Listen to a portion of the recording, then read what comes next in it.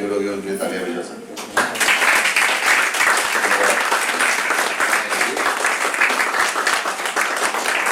अगर आप दादी और नानी हो तो खड़े हो, अगर आप दादी और नानी हो तो खड़े रहो, बाकी लोग बैठ जाओ।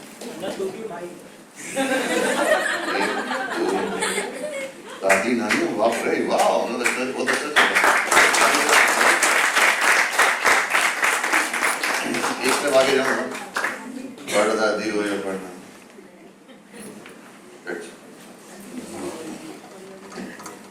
अगर आपकी मम्मी इस कमरे में तो उठ के जाओ, उसको गले मिलो। चलो पीछे से गले मिलने वाला दबाने नहीं बोला। अगर तुम्हारी मम्मी इस रूम में, जाओ गले मिलो। चलो चलो जल्दी। अगर नहीं है तो जिसको मम्मी समझते हो उसको जाके मिलो।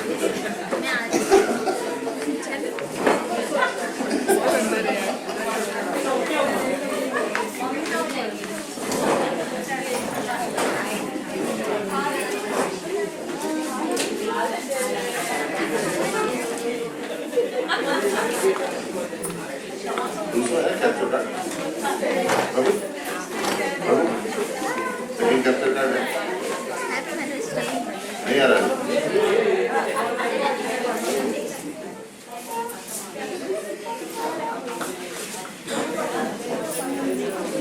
ये प्रिंस और नितेश एक दूसरे को मिल रहे हैं।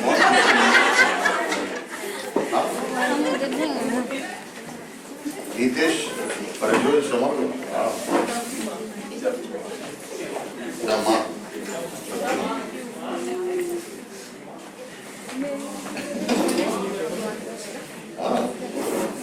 प्रिंस और नितेश का मिलना।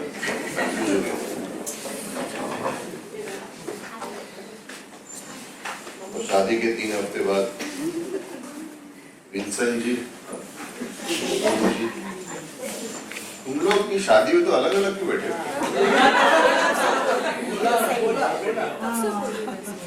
बोल रहे तो उसको ले क्या ना, बैठ मत उसके बाजू, किस तरह से बैठ? उसको बैठने दो एक साइड में, उसको एक साइड में। आजा भाई, तेरी वाइफ है, उसको सपोर्ट चाहिए, तो वहीं पे रहे आसपास। मैं समझ सकता हूँ 10-15 साल हो गए तो अलग अलग बैठ रहे, आज सब सही है। तो हमारे चर्च में पहले मैं होटल में सब पति ये बाजू होते थे, सब पत्नियां उधर होती थी। पति पत्नी एक दूसरे को मिलो बोलते थे तो पूरा चर्च खड़ा हो जाता था। अभी सब सीख। मदर्स डे पहले सामूएल की किताब हन्ना के बारे में बात करेंगे आज, और हन्ना का जीवन, उसने किस प्रकार से अपने बच्चों को के लिए प्रार्थना की, किस प्रकार से उसने अपना जीवन बिताया, वही नहीं और उसके प्रार्थना के जीवन के बारे में, है ना। तो ये सब 2-3 चीजें हम एक्चुअली 4-5 मुद्दे हैं जो हन्ना के जीवन से हम सीखते हैं। नाउ जब हम इस विषय के बारे में बात करेंगे तो पुरुष बोल सकते हैं मदर्स डे माताओं के लिए, हम हमारे लिए क्या है, तुम्हारे लिए भी है। ये वचन जो सिद्धांत हैं जो हन्ना के जीवन से दिखते हैं परमेश्वर के वचन से निकलते हैं, तो पुरुष हो या स्त्री हो सबके लिए लागू।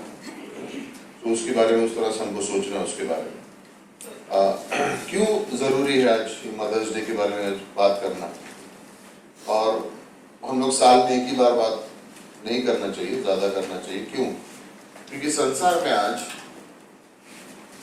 कई तरीके की वजह से एक आत्मिक युद्ध है,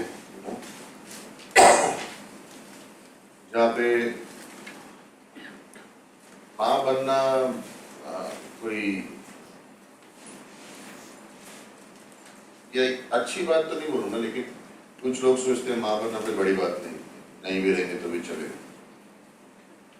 जो परमेश्वर ने कोप दी है, जो बच्चे के लिए सबसे सुरक्षित स्थान है, वो आज खतरनाक स्थान हो गया, क्योंकि हक आ गया है बीच में।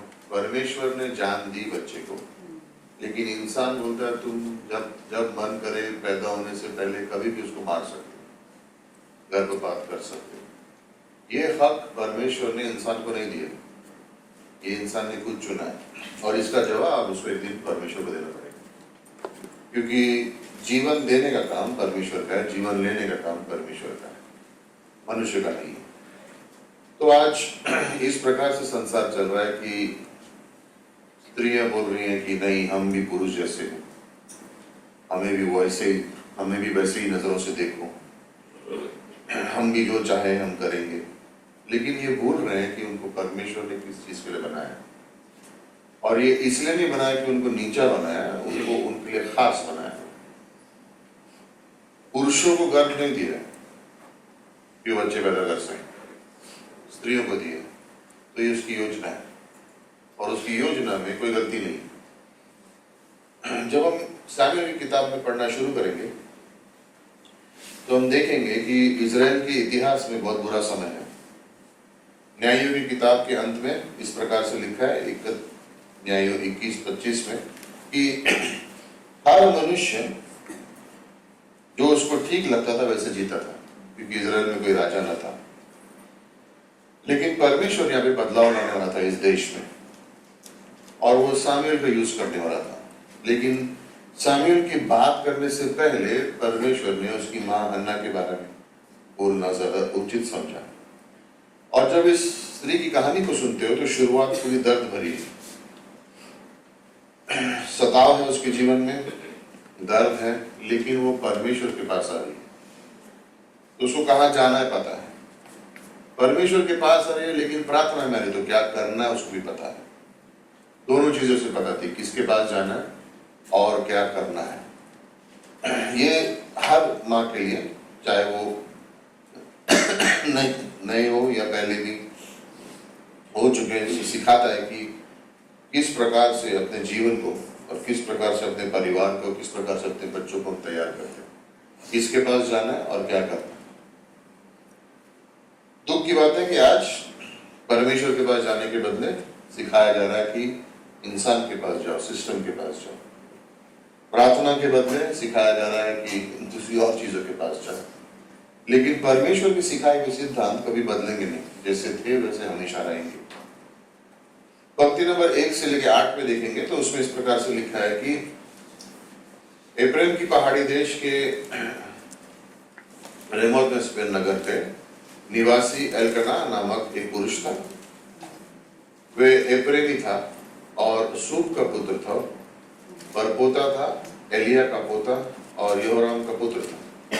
उसके 2 पत्नियां थी, एक का नाम हन्ना था, दूसरी का नाम पनीना था। ना उस समय में, उन दिनों में 2 शादियां करना समाज में मानते थे लोग। परमेश्वर ने नहीं कहा था, ये लोग कर रहे थे। लेकिन यहाँ पर 2 शादियां उसकी हुई है। क्यों? क्योंकि वर्ष नंबर 2 में इस प्रकार से लिखा है कि पनीना को तो बालक हुआ, परंतु हन्ना को कोई बालक न हुआ। वह पुरुष प्रतिवर्ष अपने नगर से सेनाओं के यहोवा को दंडवत करने के लिए, मेल बलि चढ़ाने के लिए शिलो में जाया करता था। वहां पे होफनी और फिनियस नामक एली के 2 पुत्र रहते थे, जो यहोवा के याजक थे। जब जब एल्कना मेल बलि चढ़ाता, तब तक वो अपनी पत्नी पनीना और उसके बेटे, सभी बेटे बेटियों को दान दिया करता था। परंतु हन्ना को वो दूना दान दिया करता था, दुगना, क्योंकि वो हन्ना से प्रीति रखता था।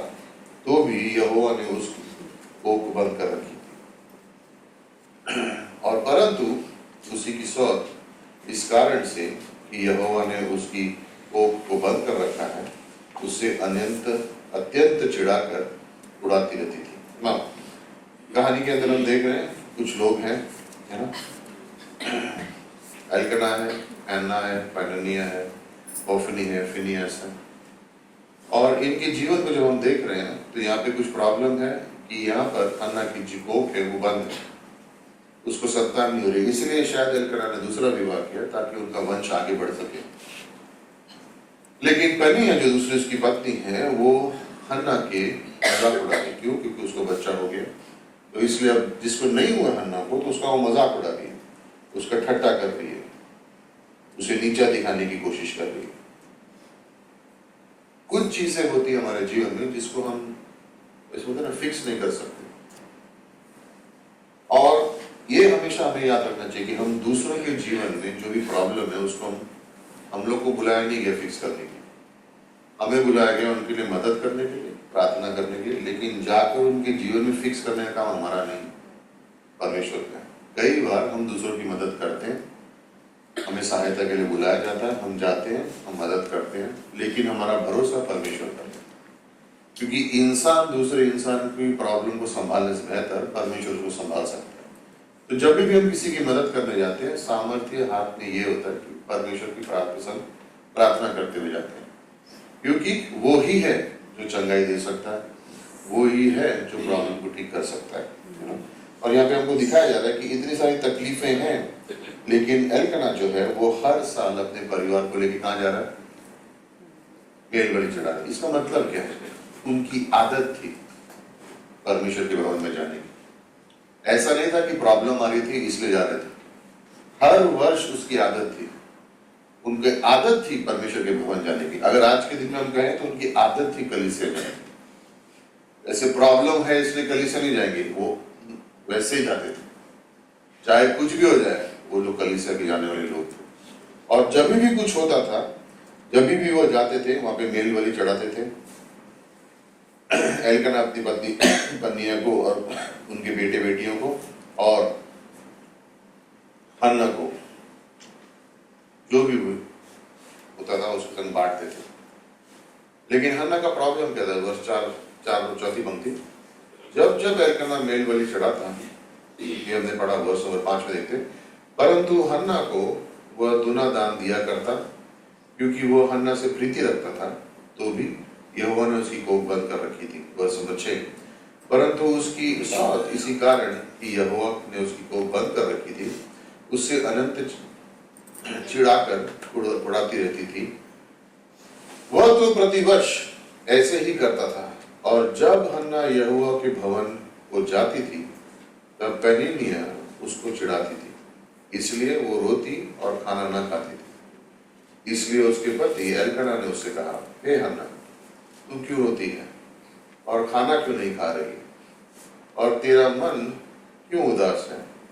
क्या तेरे लिए मैं 10 बेटों से भी अच्छा नहीं हूं? तो यहाँ पर हम देख रहे हैं कि उसका प्रॉब्लम ये है कि उसको दर्द है, उसको बच्चा नहीं है। और जब भी वो यहाँ पर वर्ष नंबर 6 में जब वो लोग जा रहे हैं, तो वहां पर परमेश्वर के भवन में उसका मजाक उड़ाया जा रहा है, तो उसको बुरा लग रहा है। और इसीलिए वो कह रही है कि जब भी वो वहां जाए तो उसको मन उदास हो जाता था। हन्ना का नाम का मतलब है अनुग्रह, हन्ना के नाम का मतलब है अनुग्रह। और उसके दिल में विचार क्या है कि उसको एक संतान हो, कि उसको एक बच्चा हो। और उसकी प्रार्थना इस प्रकार से है, वर्ष नंबर 11, और उसने अपने मन्नत मांगी, हे सेनाओं के यहोवा, यदि तू अपनी दासी के दुख पर सचमुच दृष्टि करे और मेरी सुधि ले, और अपनी दासी को भूल न जाए, और अपनी दासी को पुत्र दे, तो मैं उसके जीवन भर के लिए यहोवा को अर्पण करूंगी, और उसके सर पर छुरा फिर ना पाएगा। ना, ये नाजरी वाव है कि नाजरियों का वादा होता था कि जब तक वो परमेश्वर की सेवा कर रहे हैं तब तक वो बाल नहीं काटेंगे। लेकिन यहाँ पर सिद्धांत नंबर पहला जो हम सीखते हैं वो क्या है? हन्ना के जीवन में सबसे सिद्धांत नंबर पहला, उसे पता था कि जीवन में महत्वपूर्ण चीज कौन सी, मोस्ट इंपॉर्टेंट प्रायोरिटी, नंबर 1 चीज क्या करनी चाहिए अपने जीवन में। और वहां पे लिखा हुआ है कि उसके जीवन में इच्छा क्या थी कि उसे बच्चा चाहिए, मुझे संतान चाहिए।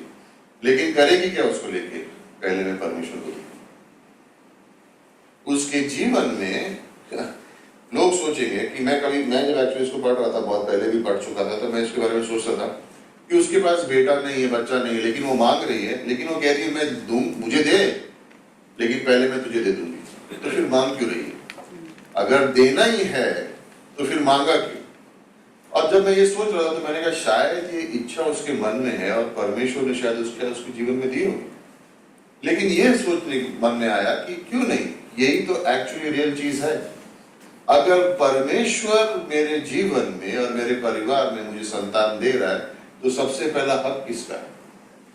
परमेश्वर का। याद है परमेश्वर ने गिनती में कहा था पहलोटा मेरा, निर्गमन में उसने कहा था सॉरी, पहलोटा मेरा, सब कुछ तुम्हारा है, चाहे पुरुष का हो, जानवर का हो, किसी का हो, पहलोटा मेरा है। और शायद हन्ना को ये बात याद है, और उसने कहा कि जो भी मुझे दोगे ये मेरी इच्छा है, ये परमेश्वर, ये बच्चा तुम्हारा है। और मैं सोचता हूँ इसके अंदर कि ये एक्चुअली वर्ष नंबर 10 और 11 में जब हम देखते हैं कि जब उसका मन व्याकुल होकर यहोवा से प्रार्थना करने के लिए वो बिलक बिलक कर रोने लगी, तो उसने कहा कि अगर परमेश्वर सॉरी यदि तू मुझे ये पुत्र देगा तो उससे मैं जीवन भर के लिए यहोवा के पास दे दूंगा। उसने ये नहीं बोला कि एक बार पैदा हो गया काम खत्म, फिर हम लोग की मर्जी होगी हम लोग वो करेंगे। बच्चा होने तक परमेश्वर, बच्चा होने के बाद हम लोग डिसाइड करेंगे, जीवन भर के लिए उसको दे दूंगा। परमेश्वर मुझे बच्चे की जरूरत है, ये मेरी इच्छा है, लेकिन ये तेरी भेंट है, ये तेरा रहेगा जिंदगी। आज के संसार में लोग बच्चों को बोझ समझते हैं, वो अपने कैरियर पे, कामकाज पे, बिजनेस पे, व्यवसाय पे ज्यादा जोर देते हैं, और ये लोग सोचते हैं कि बच्चा अगर आ गया तो बोझ है, फिर मेरी ये भी रुक जाएगी। हम लोग बहुत छुट्टी मारते हैं, घूमने जाते हैं, हमारा घूमना फिरना बंद हो जाएगा, एक खर्चा बढ़ जाएगा, फिर हमारे जीवन में टेंशन आ जाएगी। इस प्रकार की सोच आजकल संसार में चल रही है। लोग इस प्रकार से सोचने लग गए कि सावधान रहो, एक करो बस, मैं ये नहीं करो कितने करो, वो तुम्हारे पे, तुम्हारे और परमेश्वर के बीच में, मेरे को इस मेरा नाम मत देना बीच में। 10 करने 10 करो, 12 करने 12 करो, परमेश्वर बोले तो। उसने एक बोला तुमने 12 किया, मेरे पास बता, इधर तेरा डैडी नहीं। जब ये रूथ पैदा हुई, सबसे छोटा बना एंजल, गॉड इनको टेस्टिमनी के लिए बुलाया, गॉड इन टेस्टिमनी था। बोलते हम लोग ने प्रार्थना की, फिर ये कैसा होगा मालूम नहीं, तो मैंने बुलाया कैसा हो गया मालूम नहीं, मतलब क्या? हाँ मैं मतलब वही, लेकिन हम लोग ने प्रार्थना की थी तो हो गया।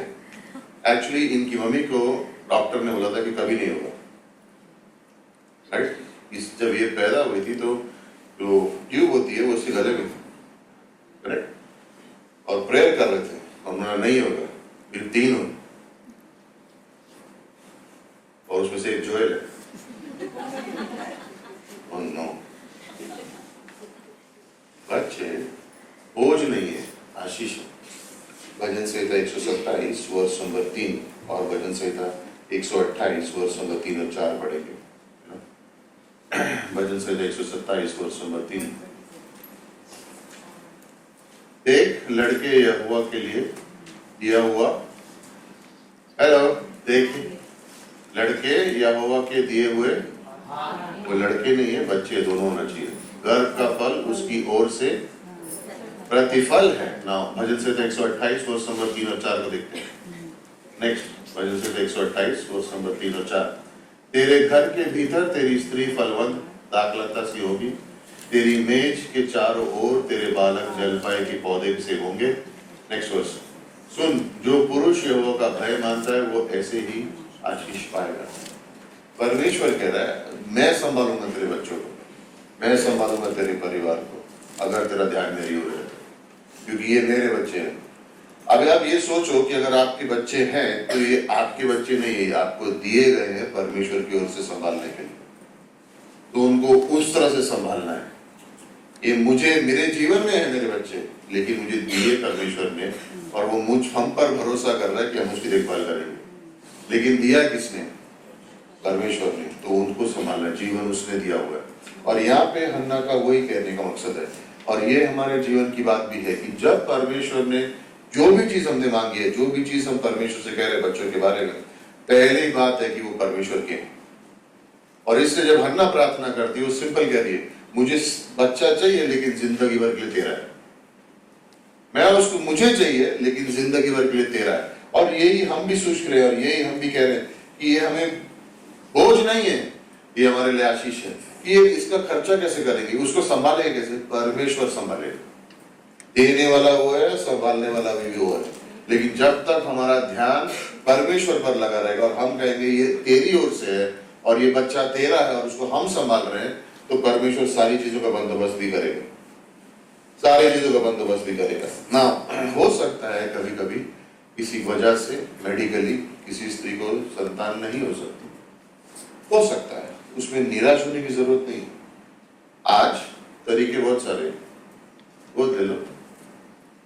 हो सकता है कि हो सकता है बच्चा, लेकिन हो रहा नहीं है, गोद ले लो, किसी के जीवन को सुधार दो। देने वाला कौन है? परमेश्वर, वो संभालेगा, हमारे हाथ में नहीं। हम जब भी हमारे जीवन में परमेश्वर बच्चों को देता है तो वो कभी भी बोझ बना के नहीं देता है, वो आशीष का कारण ही बना के देता है, आशीष का कारण ही बना के देता है। इसलिए कभी भी अपने बच्चों को बोला कहां से आ गया तू, कभी भी मत बोलना कैसा पैदा हो गया मेरे घर में तू, तुमने नहीं, परमेश्वर ने दिया, तो उसको नीचा मत दिखाओ, वो बोझ नहीं है, वो आशीष का कारण है, राइट। और आपके लोग किसी से बात कर रहा था बिजनेस वाले से, और वो कह रहा है अभी मैं बच्चा करूंगा ना तो फिर मेरा बिजनेस थोड़ा स्लो हो जाएगा, अभी बिजनेस में 8-10 साल पूरा घुसाना जरूरी है, उसके बाद ही बच्चा कर सकता हूँ, नहीं तो फिर क्या मेरा बिजनेस स्लो हो जाएगा तो उतनी इनकम नहीं होगी, हम लोगों को घूमना फिरना भी होता है, फिर लाइफ में फ्रीडम भी है, फिर अगर ये आ गए बच्चे तो फिर सब कुछ बंद हो जाएगा, फिर खर्चे भी बढ़ जाते हैं। तो उसको बोलना पड़ा ना, बच्चे आने से अमीर आदमी गरीब नहीं हो जाएगा, गरीब इंसान अमीर हो जाएगा, उल्टा है। तुम इंसान की नजर से देख रहे हो और बोल रहे हो कि ये आने से खर्चे बढ़ेंगे, वो आने से आशीष बढ़ेंगे। क्यों? देने वाला परमेश्वर है, और इसलिए हन्ना मांग रही है परमेश्वर, उसके जीवन में दुख है, उसके जीवन में दर्द है, चाहिए मुझे, है ना। हम लोग कुछ महीनों पहले हम लोगों ने 6-7 जोड़ों का नाम लिया था, प्रार्थना करो कि इनके जीवन में बच्चे हो, तो उसमें एक इधर ही निर्मल और मधुर, आप लोग को नाम देता हूँ, आप लोग माना है तो प्रार्थना करो। योशुआ, अर्लिस, रंजीत कुशाली, रेश शरीन, जगदीश जाविया, परिश्तर स्नेहा, अक्षरा जी, एबल। अभी 2 ही हफ्ता हुआ, नाम बाद में डालूंगा। नहीं तो अपने इंडियन घर में कैसे अंगूठी करना ही, मंगलसूत्र डाला, अच्छी गुड न्यूज का भी है भाई, अभी शादी हो रही है, 9 महीने तो दो, जिस दिन मंगलसूत्र डाला उस दिन ही चालू, गुड न्यूज का भी दे रहे हो। लाऊं शक्कर लेके आओ, खाए गुड न्यूज। मेरे को लगता था पहले कोई पूछता गुड न्यूज दे दो, मेरे को लगता कुछ नया जॉब मिला ऐसे कुछ, हाँ आ रहा है गुड न्यूज, हाँ थोड़े दिन में मिले, थोड़े दिन बोल रहे, बाद में समझा बच्चे के बारे में पूछ रहे यार। तो तुम लोग को एक साल की छुट्टी है, तुम्हारा नाम भी लिस्ट में आ जाएगा, 1 जन का तो हो गया है 7 में से, तो 1 साल का टाइम है, सर है अच्छा 2 साल, प्रार्थना करो। सेकेंड, तो फर्स्ट क्या था, जीवन में कौन सी चीज को उत्तम रखना है, फर्स्ट रखना है। फिर सेकेंड, किस प्रकार से, है ना, किस प्रकार से, प्रार्थना से। दूसरा जो सिद्धांत है हन्ना के जीवन से हम सीखते हैं वो प्रार्थना है ना, कि उसने परमेश्वर को कहा कि मुझे संतान चाहिए, कब? पैदा होने से पहले या पैदा होने के बाद? गर्भ में आने से पहले, गर्भ में आने से पहले उसने प्रार्थना करनी शुरू कर दी थी कि मुझे संतान चाहिए, तेरी ओर से चाहिए, और परमेश्वर का ही जवाब होना चाहिए ना। जब हम वचनों को देखते हैं और यहाँ पे पढ़ते हैं तो हम सोचते हैं कितनी सारी स्त्रियां हैं बाइबल में जिनको परमेश्वर ने उनकी कोख को रोक दिया। याद है सारा, अब्राहम की पत्नी, बच्चा नहीं होगा, 90 वर्ष की हो गई है, लेकिन जब वो 90 वर्ष की हुई तो परमेश्वर उसको संतान दी। बेटे का नाम क्या था? इसहाक। फिर हम आगे पढ़ते हैं, रेचल, राइट, उसकी भी कोख बंद है, लेकिन परमेश्वर उसको संतान दी, उसमें से एक का नाम है यूसुफ, रूथ, राइट, उसके वंश से दाऊद आएगा। नए नियम में एलिजाबेथ, यूहन्ना बपतिस्मा वाले की मां, ये सब बंद, लेकिन सब ने प्रार्थना की और अंत में जवाब क्या हुआ? परमेश्वर ने उन सब की कोख को खोला। क्या ये असंभव है? नहीं, परमेश्वर की योजना है। लेकिन मैं ये सोच रहा हूं कि अगर ये चार का नाम क्यों रहा? इन चारों का नाम प्रार्थना के संग जुड़ा हुआ है, चारों का नाम प्रार्थना के संग जुड़ा हुआ है। और अगर ये चार लोगों ने संतान पैदा नहीं की होती तो बाइबल कैसे लगती पढ़ने में? इसहाक नहीं है, यूसुफ नहीं है, दाऊद नहीं है, जॉन द बैप्टिस्ट नहीं। कितना मजा आएगा बाइबल पढ़ने में। प्रार्थना का नतीजा है। सुबह जैसे ही मैंने प्रार्थना के बारे में बात करना शुरू हुआ, मालूम है चर्च में क्या होता? सडनली सब लोग आत्मिक युद्ध है, ध्यान लगा। ओके, यहाँ पे भी होने वाला है, इसलिए मैं पहले ही बोल देता हूँ, होने से पहले कि तुम लोग प्रार्थना करो। परमेश्वर प्रार्थना करते, किसी को नींद नहीं है, आमेन, नहीं रियली। लेकिन अगर संसार में इसहाक नहीं होता तो क्या होता? संसार में यूसुफ नहीं होता तो क्या होता? संसार में दाऊद नहीं होता तो क्या होता? बिल्कुल ही अलग चित्र हो जाता था।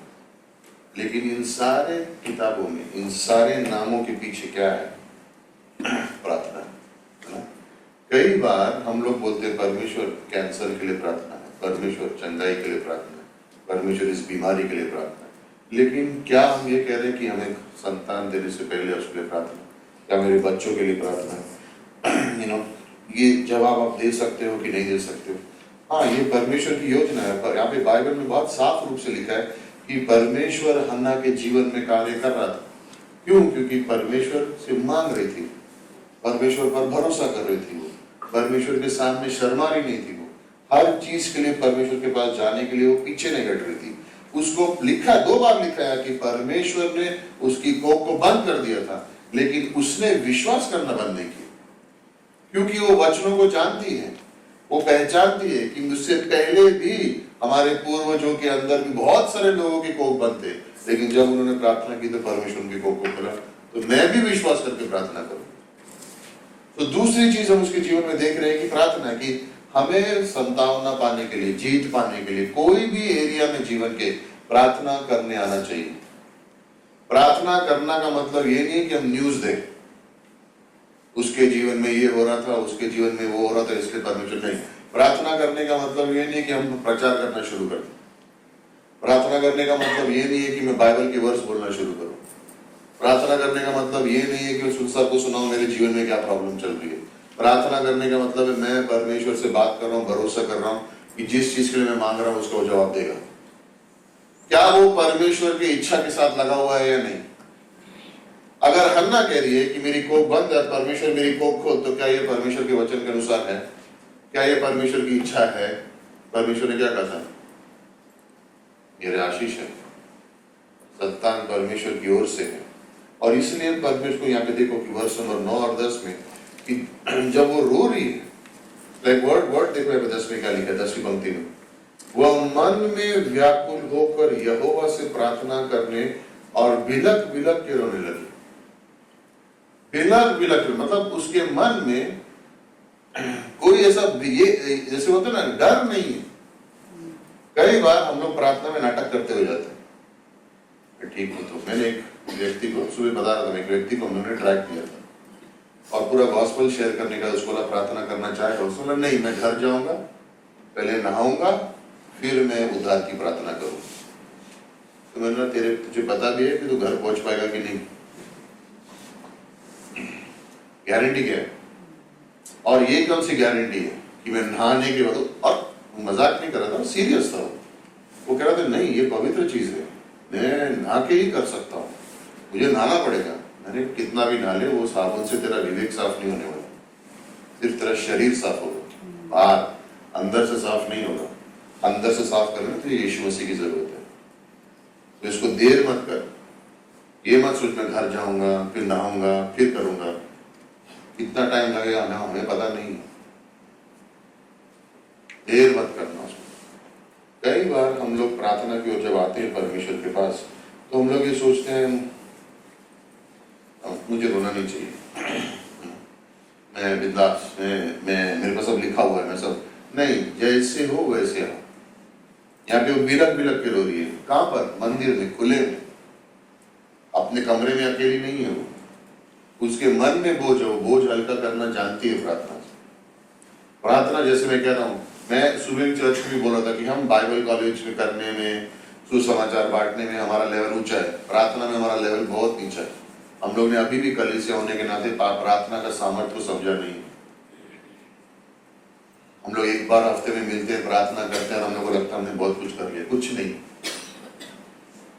कुछ भी नहीं। हमने अभी भी नहीं सीखा कि प्रार्थना में परमेश्वर के सामर्थ्य कैसे जानना है। डर के नहीं जाना है परमेश्वर के पास, रोते रोते इन सेंस नहीं जाना कि हम आए, देखो हम कैसे। मेरे पिता के पास जा रहा हूँ, मेरे सबसे अच्छे दोस्त के पास जा रहा हूँ, अपने सबसे करीबी दोस्तों कितना फटाफट हम लोग बता देते हैं घर में क्या चल रहा है, लाइफ में क्या चल रहा है, कॉलेज में क्या चल रहा है, बॉयफ्रेंड के संग क्या चल रहा है, गर्लफ्रेंड के संग क्या चल रहा है, पट पट पट पट पट बोल देते। लेकिन परमेश्वर के पास जाके बोलते तेरे वचन में लिखा है, तेरे वचन में लिखा है। नाटक नहीं करना परमेश्वर से, बोलिए बोलो। जितना खुल के अपने दोस्त से बात कर सकते हो उससे ज्यादा खुल के परमेश्वर से बात करो। प्रॉब्लम यह है कि हम लोग लोगों के संग ज्यादा खुल के बात करते हैं और परमेश्वर के संग कम बात करते हैं, और हमको ये लगता है कि वो छोटी टाइम के अंदर हम जो भी बोला है परमेश्वर हमारी इच्छा का जवाब देगा। नहीं देगा।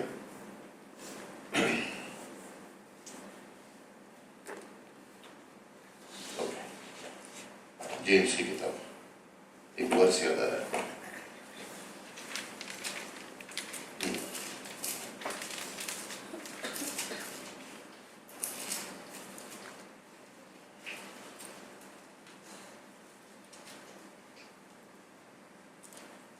याकूब 4 वर्ष नंबर 4, 3 देखो 3।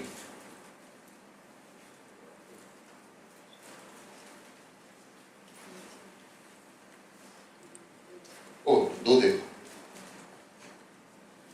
क्या लिख रहा है याकूब। तुम लालसा रखते हो और तुम्हें मिलता नहीं है, इसलिए तुम हत्या करते हो। तुम ढा करते हो और कुछ प्राप्त नहीं कर पाते, तो तुम झगड़ते और लड़ते हो। तुम्हें इसलिए नहीं मिलता है कि तुम मांगते।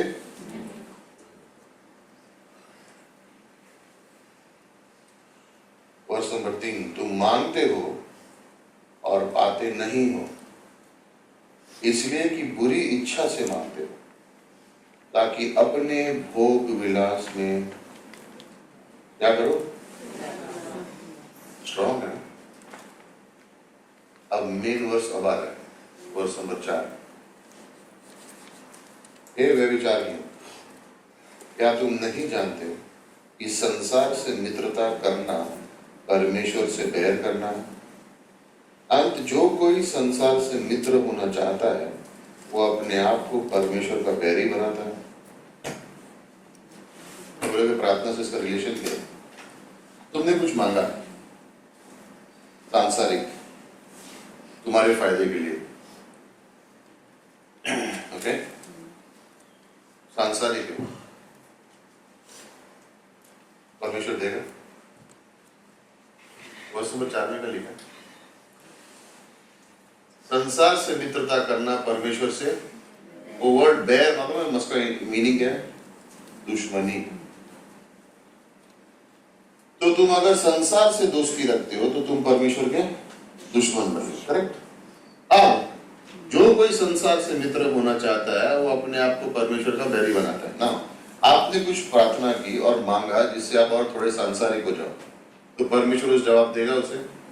परमेश्वर बोला ये अगर मैं तुझे दूंगा तो तू मेरा दुश्मन हो जाएगा, मिलेगी उसके आंसर।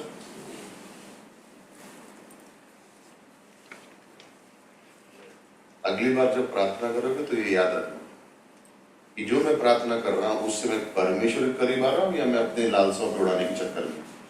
और अगर मैं अपनी लालसाओं पे उड़ाने के चक्कर मेरा मकसद है, परमेश्वर बोल रहा है मैं तेरी प्रार्थना का जवाब नहीं दूंगा तो मेरा और बड़ा दुश्मन बन जाएगा, क्योंकि तू सांसारिक हो जाएगा। तो परमेश्वर हमारे कुछ प्रार्थनाओं का जवाब नहीं देगा, बिकॉज हम और सांसारिक हो जाएंगे, उसके और बैरी हो जाएंगे, और हम सोच रहे हैं हमारा जवाब नहीं दे रहा है वो क्यों देगा? क्योंकि तुम और सांसारिक हो रहे हो, तो नहीं मिलने वाला है जवाब। और हम सोचते मिल रहा क्यों नहीं है? क्योंकि तुम संसार के और करीब होना चाह रहे हो, इसलिए बहुत सारी प्रार्थनाओं का जवाब नहीं मिल रहा। फर्स्ट, क्या वो वचन के अनुसार है? क्या वो उसकी इच्छा के अनुसार है? और अगर ये दोनों चीजें नहीं मिल रही है तो भूल जाओ। क्या ये इसलिए मांग रहा हूं ताकि मैं अपने पे उड़ा सकूं, मजा कर सकूं? हाँ, नहीं मिलेगा जवाब। मैं नहीं बोल रहा हूं, वचनों में लिखा है। कल घर जाके मैं बोला, पास्टर ने बोला था, पास्टर ने बाइबल से बोला था। मैंने बाइबल पढ़ी नहीं, इसलिए मुझे मालूम नहीं था, आज मुझे मालूम पड़ गया। दिल से प्रार्थना कर दी, कोई बैर नहीं, बिलक बिलक के रोने में उसको शर्मान नहीं। उसके दिल पे जो बोझ है वो अपने पिता को दे रही है। उसका पति सामने बैठा है, मैं 10 बेटों से ज्यादा दूं, फिर भी मैं मांग रही परमेश्वर से, और मेरे को उसके सामने बुरा मानना की कोई बात ही नहीं। क्या परमेश्वर उसकी प्रार्थना सुनी? क्या सुनी? नेक्स्ट कैसी प्रार्थना कर रही, देखो वर्ष नंबर 11 में, है ना, मैं उसे तेरी सारी जिंदगी तेरी दे दूं, सारी जिंदगी उसे दे दूं, कुछ दिनों के लिए नहीं, सारी जिंदगी।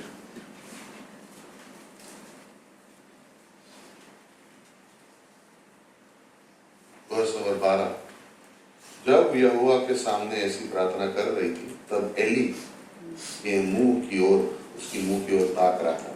एली कौन है? याजक। ये जब भी देखोगे ना बाइबल में, ये या तो बैठा रहता या लेटा रहता, ये कुछ काम नहीं। तो किसके मुंह को देख रहा है? हन्ना के मुंह को देख रहा है, शरब के।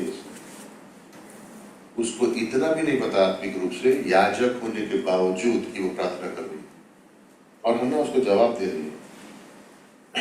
उसके मुंह, उसके होंठ हिल रहे हैं, लेकिन आवाज नहीं आ रही। और वर्ष नंबर 15 में देखो क्या लिखती है, हन्ना ने उसे कहा, नहीं है मेरे प्रभु, मैं तो दुखी हूं, मैंने ना तो दाख मधु पिया है और ना ही मदिरा पी है, और मैंने अपने मन की बात खोलकर यहोवा से की। ये प्रार्थना करना सिखा रही है हमको। मेरी मन की बात खोलकर परमेश्वर बता रही है, अपनी दासी को ओछी स्त्री मत समझ, जो कुछ मैंने अब तक कहा है वो बहुत ही शोकित होने और चिढ़ाई जाने के कारण का। लाइक इतना दर्द है मुझे कि उसके मुंह से वर्ड्स नहीं निकल रहे, सिर्फ होंठ हिल रहे हैं। और एली क्या सोच रहा है? अरे ये तो शराब भी किया है। लाइक एक आत्मिक इंसान को इतना भी नहीं पता है, जो उसको आत्मिक होना चाहिए, कि एक स्त्री प्रार्थना कर रही है और उसको न्याय कर रहा है। और लाइक मैं सोचता हूँ इस प्रकार से, कई लोग प्रार्थना करने में बहुत शर्माते हैं।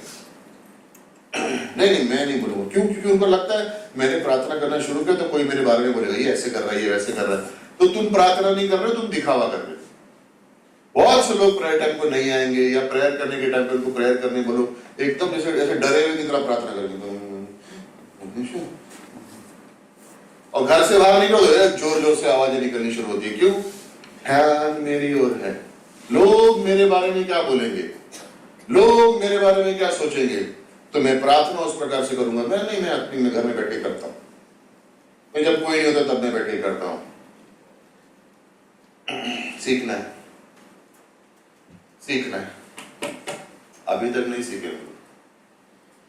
मैं किसी का न्याय नहीं कर रहा हूं, मैं ये कह रहा हूं, ये हमें सीखना है। इस प्रकार से हमें प्रार्थना करनी, लोगों के डर से नहीं। लोग मेरे बारे में क्या सोचेंगे नहीं सोचना मुझे, मेरे वर्ड्स क्या निकलेंगे, फिर लोग कहीं मेरा मजाक तो नहीं उड़ाएंगे। भूल जाओ, जो लोग आपका मजाक उड़ा रहे हैं वो एली की तरह, वो आत्मिक नहीं है, छोड़ दो। मुझे प्रार्थना करना नहीं आता तो सीखो। कैसे सीखो? बाइबल पढ़ो, बाइबल पढ़ के उन वचनों को लेके परमेश्वर के सामने जाओ और मांगो। परमेश्वर, जैसे तूने हन्ना के लिए बच्चा दिया, मुझे इस चीज की जरूरत है, मुझे भी वैसे दे। जरूरी नहीं कि मैं बच्चे के लिए मांग रहा हूं, मैं कोई और चीज के लिए मांग सकता हूं, लेकिन मैं कहता हूं जिस प्रकार से हन्ना ने प्रार्थना की, उसी दिल से मैं भी प्रार्थना करके मांग रहा हूं। वही भरोसा मेरे मन में भी है, मुझे भी वैसे चाहिए। क्या प्रॉब्लम है? मांगोगे तो, खटखटाओगे तो, हाँ, कैसे? ऐसे दूसरों के बारे में मत सोचना, वो लोग मेरे बारे में क्या सोचेंगे, मैं प्रार्थना कर रहा हूँ। ठीक है, आपकी आवाज कम है तो कम में बात करो, एक कोई और कुछ चीज और नहीं यहाँ पे, जब भी प्रार्थना के बारे में बात करो तो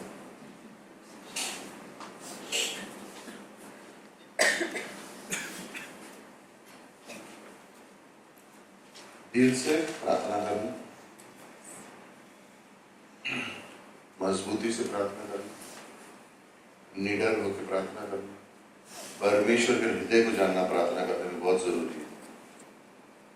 और किसी की ओर मत देखो, तुम्हारे पिता को तुम जानते हो और वो तुमको जानता है, और तुम्हारे और उसके बीच में कोई नहीं।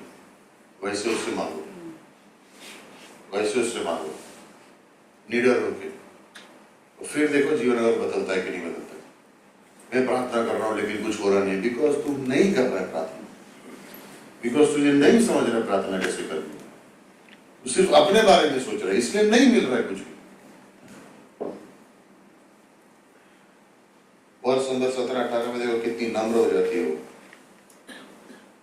एली ने कहा, कुशल से चली जा, इजराइल का परमेश्वर तुझे मन चाहा वर देगा। उसने कहा, तेरी दासी तेरी दृष्टि में अनुग्रह पाए। परमेश्वर जो तुझे जाएगा मिलेगा, तेरी दासी हूं, कोई घमंड नहीं। तब वो स्त्री चली गई और खाना खाया और उसका मुंह फिर से उदास बदल गई। क्यों? नम्र थी परमेश्वर के पास जाने में, रोते हुए आई, बिलक के रो रही है, लेकिन उसके बाद उसका मुंह कभी उदास नहीं हुआ। प्रार्थना में कई बार हम दूसरों के बदलने की कोशिश करते हैं, परमेश्वर कहता है पहले मैं तुझे बदलूंगा। इसीलिए हम लोग प्रार्थना नहीं करते, बिकॉज हमको मालूम है कि जब हम प्रार्थना करना चाहेंगे तो परमेश्वर बोलेगा पहले मैं तुझे बदलूंगा, और हमें बदलना नहीं। परमेश्वर लास्ट नहीं, परमेश्वर पहले उसको ठीक कर, इसको ठीक कर, उसके जीवन में कर, और मेरे जीवन में पहले परमेश्वर करे फर्स्ट तुम नहीं, मेरे लास्ट परमेश्वर, मैं तो बहुत नम्र, मेरे को लास्ट, बाकी सबको दे दो, नहीं फर्स्ट तुझको दो।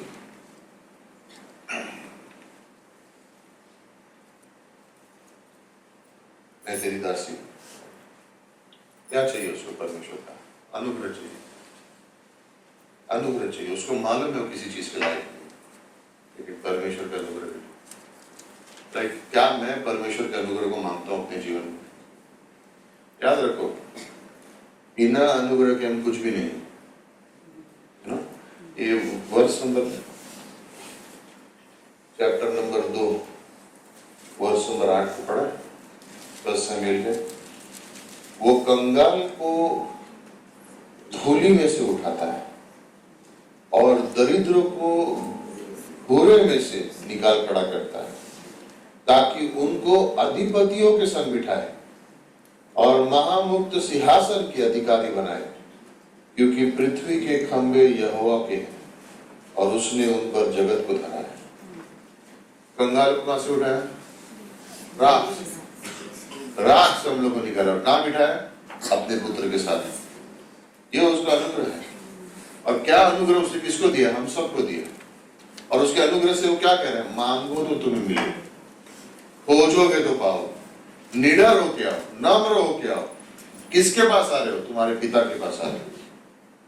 और हन्ना को कोई चीज की तकलीफ नहीं है। हम दूसरों को ठीक करने के लिए प्रार्थना नहीं करते, हम परमेश्वर के अनुग्रह को जानने के लिए, उसकी इच्छा को जानने के लिए और उसको पहचानने के लिए, और फिर अपनी इच्छाओं को उसके सामने रखते हैं। मेरा काम नहीं है दूसरों को ठीक करना प्रार्थना में, मेरा काम यह है कि परमेश्वर उनके जीवन में काम करे, ताकि वो लोग परमेश्वर को जाने।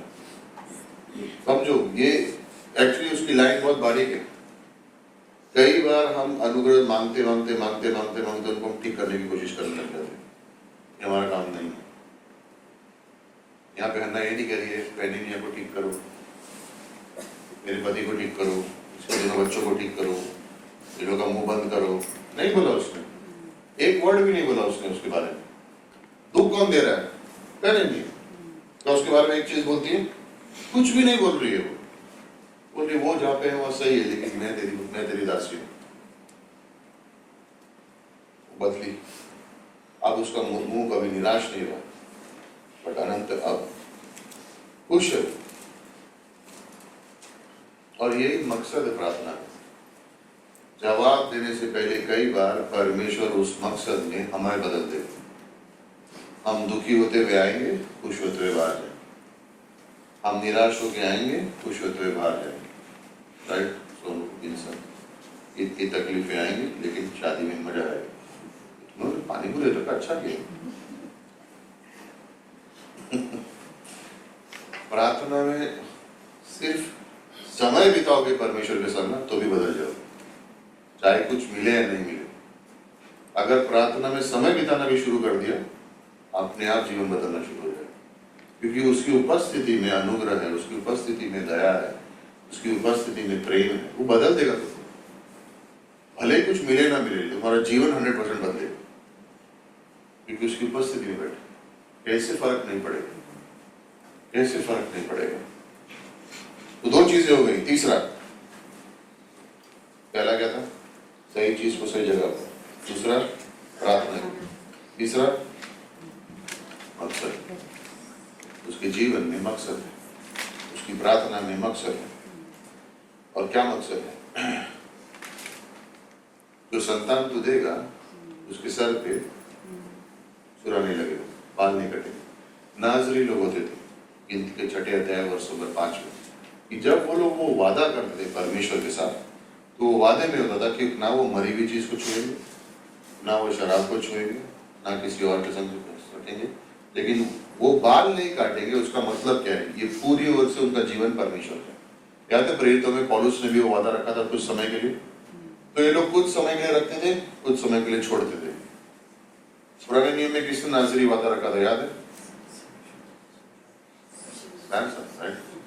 बाल नहीं काटेंगे। बहुत नए नियम में पौलुस को हम देखते हैं कि उसने कुछ समय के लिए नाजरी का वो वादा रखा था कि कोई छुएगा नहीं। तो वो ये कह रही है कि मैंने मकसद क्या मेरी बेटी को जन्म देने का, मकसद क्या मेरी संतान को पैदा करने का, कि वो तेरा है। मुझे पवित्र बच्चा चाहिए, मुझे वैसा बच्चा चाहिए जो तेरे लिए और है ना। इसका मतलब क्या है? क्या हम सबको प्रार्थना करनी चाहिए? नहीं चल रही बैटरी लो चल रहा। क्या हम सबको ये प्रार्थना करनी चाहिए कि परमेश्वर मेरे बच्चे को मेरे को दो और मेरा बच्चा होगा आपकी सेवा में लगे, और कुछ नहीं करना चाहिए, पढ़ाई वढ़ाई नहीं? मैं ये नहीं बोल रहा हूँ, मैं ये बोल रहा हूँ कि अगर मेरे पास संतान है तो मैं क्या प्रार्थना कर रहा हूँ परमेश्वर से, मैं क्या मांग रहा हूँ उसके लिए, चाहे वो कुछ भी करे, परमेश्वर उसके जीवन में फर्स्ट होना चाहिए। काम करे, नौकरी करे, बिजनेस करे, कुछ भी करे, पढ़ाई करे, रिसर्च करे, कुछ भी करे, परमेश्वर उसके जीवन में पहला होना चाहिए। वो परमेश्वर का है। मैं उसे ये सिखा रहा हूं कि परमेश्वर की आवाज को कैसे सुनना चाहिए, क्योंकि जब परमेश्वर उससे बात करेगा उसे मालूम होना चाहिए कि उसको क्या करना है, कैसे है आवाज। याद है सामुएल को सिखाना पड़ा था। सामुएल परमेश्वर को जानता नहीं था, लेकिन बाद में क्या हुआ, उससे सुनना सीखा। और जो परमेश्वर कह रहा है वही सामुएल कर रहा है, जो परमेश्वर कह रहा है वही सामुएल कर रहा है। ये सफलता है। मैं चाह रहा हूं मेरे बच्चे को बड़ा नाम हो, कोई प्रॉब्लम नहीं, लेकिन बड़ा नाम हो इससे पहले ये कंफर्म होना चाहिए कि वो परमेश्वर की आवाज सुन सकता है कि नहीं, परमेश्वर के वचन को जानता है कि नहीं, परमेश्वर से प्रार्थना करना जानता है कि नहीं। सफलता कितनी भी मिले, हाँ मैं चाहता हूं मेरा बच्चा बहुत सक्सेसफुल हो, हाँ सबकी इच्छा है। मैं चाहता हूं मेरा बच्चा बहुत पैसा कमाए, हाँ वेरी गुड, बहुत अच्छी इच्छा है। लेकिन सबसे पहले क्या वो परमेश्वर को जानता है कि? बिकॉज अगर वो बहुत कमा लेगा लेकिन परमेश्वर को नहीं जानता तो हम देख सकते क्या होगा, ऐसे जीवन खराब होता है। अमेरिका में एक बास्केटबॉल प्लेयर था, 13-14 साल की उम्र से इतना जबरदस्त प्लेयर था कि लोग बोले थे अगला तो चैंपियन यही है। 19 साल की उम्र में कॉलेज की पढ़ाई खत्म करने के बाद उसने खेलना शुरू किया, सबसे बड़े प्लेयर्स के संग खेल रहा था। 19 साल से 23 साल की उम्र में 84 मिलियन, मतलब कितना हुआ मिलियन, 10 लाख, 8.5 करोड़ रुपए, नो 80 करोड़ रुपए का कॉन्ट्रैक्ट मिला उसे। 19 से 23 साल की उम्र, बास्केटबॉल खेलने की। 3 साल में कंगालों पे सड़क पे रहा, क्योंकि उसको दोस्त मिल गए थे जो हॉकी खेलता था, लोग ताली बजाते थे, रात के लोग पार्टी करते थे। 3 साल कंगाल, जीरो, सड़क पे। तो कुछ उसके बास्केटबॉल की तरफ जा रहे थे, मैंने देखा ये यहाँ पे क्या कर रहे हैं। उनको लगा था ये शायद इसकी गेम खराब हो गई, जिसने छोड़ दिए, और सब खत्म हो गया। 19 साल की उम्र में तब उसको बोल रहे हैं अगला चैंपियन। 26 साल की उम्र में सड़क पर सोने के लिए जगह नहीं। क्यों? बलवंत है, गुड, लेकिन क्या परमेश्वर को जानता है? तो गवाही रास्ता कौन बताएगा? रास्ता कौन दिखाएगा? अगुवाई कौन करेगा? आज अगर हम हमारे जीवन में बच्चे हैं तो हमारी प्रार्थनाएं हमारे बच्चों के पीछे चलनी चाहिए। परमेश्वर जो चाहेगा वो बन जाएगा। सॉरी, अच्छी प्रार्थना नहीं, हमारी प्रार्थना उसके पीछे चलनी चाहिए। हम क्या चाहते हैं परमेश्वर की तरफ से? नाम हो, काम हो, ऐसा हो। यस, कुछ लोग को ऐसा लगता है कि अगर परमेश्वर की सेवकाई में गया तो बेचारा कंगाल हो जाएगा। कंगाल क्यों? सेवकाई में जाएगा बेचारा, कहाँ रहेगा, तो पैसा कहाँ से कमाएगा, क्या करेंगे उसके जीवन में? ऐसा 2000 साल पहले सोचा होता तो अभी तक कोई सेवक नहीं होता था परमेश्वर। मैं सुबह बता रहा था, कोरिया में जब बच्चे पैदा होते हैं तो ऐसे होता है, डॉक्टर, इंजीनियर की पास्टर। डॉक्टर बनेगा, इंजीनियर बनेगा कि पासवान बनेगा? उनके लिए पासवान बनना बहुत ऊंची चीज है। सेवकाई में जाएगा कि ये बनेगा? बच्चों को सिखाया जा रहा है। जब हम प्रार्थना कर रहे हैं तो हम बच्चों को सेवकाई के लिए प्रोत्साहित करो। मेरे बच्चे का मकसद क्या है? नाम है, यस, काम करना चाहिए, हाँ, पढ़ाई करनी चाहिए, हाँ, खेलकूद में अच्छा होना चाहिए, हाँ, लेकिन सबसे फर्स्ट परमेश्वर को जानना चाहिए। सेकंड, सेवकाई के लिए तैयार है। कभी भी बुला सकता है परमेश्वर, कभी भी बुला सकता है। मैं टॉप पे पहुंच गया, मैं सोच रहा हूँ हाँ, मैं बन गया सबसे नंबर 1, कल से मेरी सेवा में लग गया। क्या मैं तैयार हूँ सब छोड़ के उसकी सेवा में लगने के लिए? अगर मैं नहीं हूं तो मेरी संसार से दोस्ती तरह मजबूत है। संसार की चीजों को ना ढीला पकड़ो और परमेश्वर की चीजों को मजबूत पकड़ो। संसार की चीजें आएंगी और जाएंगी, परमेश्वर जो एक बार ठान लिया सही करके दिखाएगा। हमको हम अनुग्रह से जीते, हम अनुग्रह से जीते हैं, यू नो। तीसरा यूहन्ना पंक्ति नंबर 4, मेरे बच्चे के लिए मैं क्या प्रार्थना करूं? तीसरा यूहन्ना पंक्ति नंबर 4, मेरे बच्चे के लिए मैं क्या प्रार्थना करूं? ये वर्ष आपके और हम सब के लिए। जूड से पहले रेवलेशन के पहले जूड से पहले तीसरा यूहन्ना, ये पहला शमूएल है।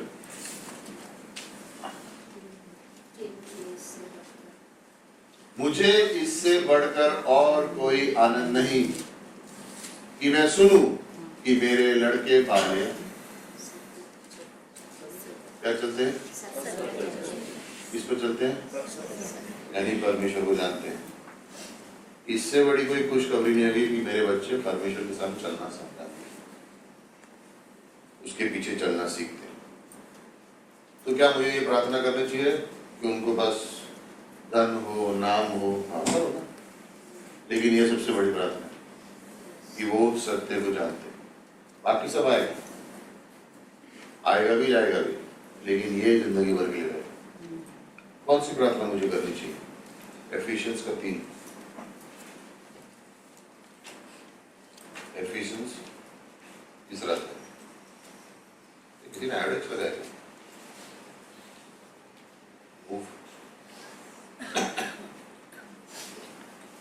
गले में आ रहा, कोई बात नहीं, कोई प्रॉब्लम नहीं। एफिशियंस का तीसरा है और वर्स नंबर 14, मैं इसी कारण उस पिता के सामने घुटने टेकता हूं।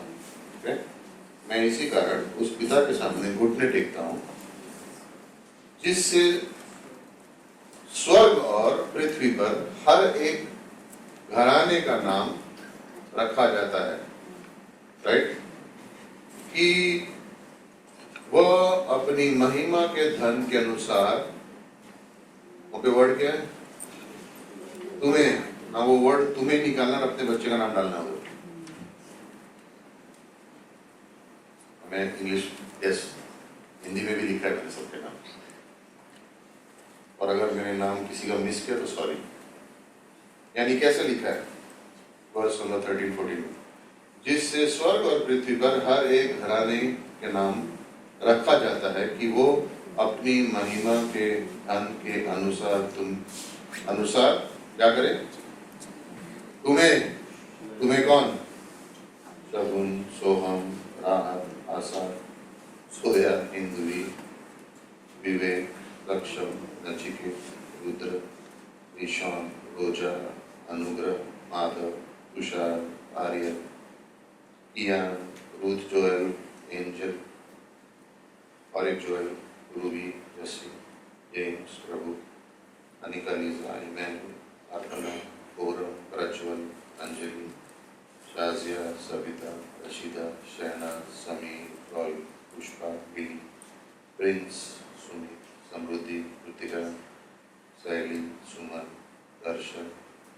रोजी, रीटा, आमिर, मरीना, आवेश, विल्सन, विकी, सैम्यूल, जोसेफ।